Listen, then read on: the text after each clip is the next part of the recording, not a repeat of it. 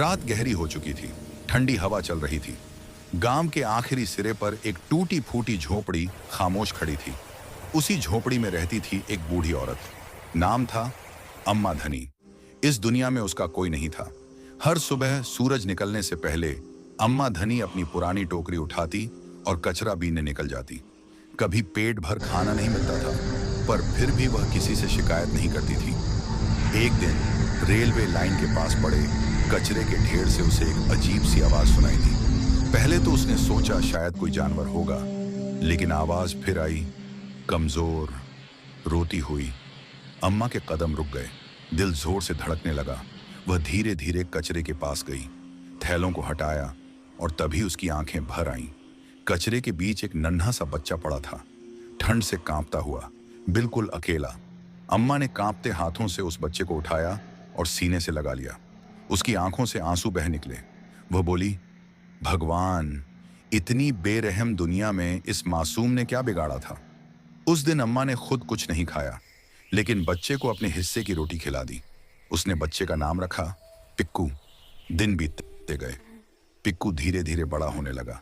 अम्मा कचरा बीनती और पिक्कू उसके पीछे पीछे चलता। लोग ताने मारते, कचरे से उठा बच्चा है। हर बार कहती, ये मेरा बेटा है। अम्मा कचरा बीनती थी और पिक्कू उसके पीछे पीछे चलता। एक दिन पिक्कू बहुत बीमार पड़ गया। अम्मा ने उसकी देखभाल की और उसकी दवाई के लिए अपने गहने तक बेच दिए। उस रात पिक्कू ने अम्मा का हाथ पकड़कर कहा, अम्मा, मैं बड़ा होकर तुम्हें कभी कचरा नहीं उठाने दूंगा। अम्मा मुस्कुरा दी, पर आंखों में आंसू थे। समय बीता। पिक्कू जवान हुआ, काम करने शहर चला गया और अम्मा हर शाम दरवाजे पर बैठकर उसका इंतजार करती रही। शहर की चमक ने पिक्कू को बदल दिया। वह नए दोस्तों, नई जिंदगी और आधुनिक दुनिया में खो गया। फोन कॉल कम होने लगे और पिक्कू धीरे धीरे अम्मा को भूलने लगा। एक दिन अम्मा अचानक बीमार पड़ गई। पड़ोसी ने पिक्कू को फोन करके बताया। पिक्कू को तब समझ आया कि उसने अपनी मां को भूल दिया है। उसने तुरंत बैग उठाया और सबसे पहली बस पकड़ ली। पिक्कू बस की खिड़की से बाहर देखकर गांव की फैमिलियर सड़क और घर याद करता रहा। अम्मा बेड पर लेटी थी, आंखें आधी बंद, पर नाम पुकार रही थी। पिक्कू दौड़ता हुआ अम्मा के पास पहुंचा। अम्मा ने उसका हाथ थामा और धीरे धीरे मुस्कुराई। बेटा, तू मेरी दुनिया था। अब तू खुश रहना और कभी अकेला मत रहना। मैं हमेशा तेरे साथ रहूंगी।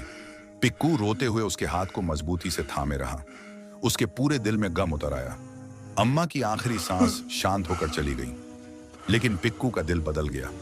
उसने समझ लिया कि मां की दुआ और प्यार से बड़ी कोई चीज नहीं होती। पिक्कू ने कसम खाई कि अब वह कभी अकेला नहीं रहेगा और मां की याद को हमेशा अपने दिल में रखेगा। अगर यह कहानी आपके दिल को छू गई हो तो लाइक करें, शेयर करें और सब्सक्राइब करना मत भूलिए।